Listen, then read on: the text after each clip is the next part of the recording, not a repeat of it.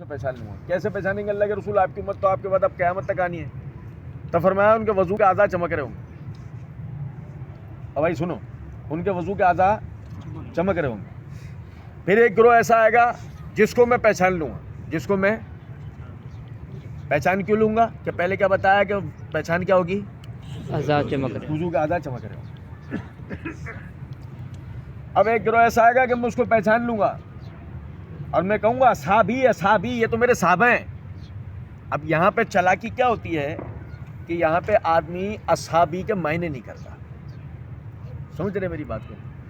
خود سوچیں کہ جب صحابہ یہ بات پہلے کہہ رہے ہیں کہ آپ کی امت تو اب قیامت تک آنی ہے، تو آپ انہیں کیسے پہچانیں گے؟ سمجھے بات کو؟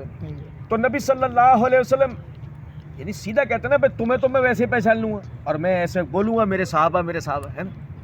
باقی جو امت ہے میری ان کو میں پہچانوں گا کس سے؟ وضو کے اعضاء سے. لیکن آپ نے ایسا کچھ نہیں بولا، ڈائریکٹ بتایا کہ وہ وضو کے اعضاء سے میں انہیں پہچانوں گا. پھر ایک گروہ آئے گا اس کو کہوں گا اصحابی.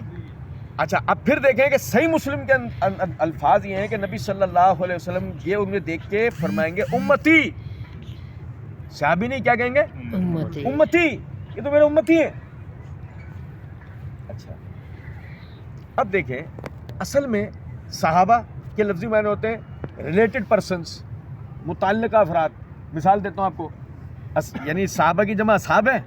قرآن میں ہم پڑھتے ہیں نا اصحاب الجنت هم الفائزون، تو اصحاب الجنہ مراد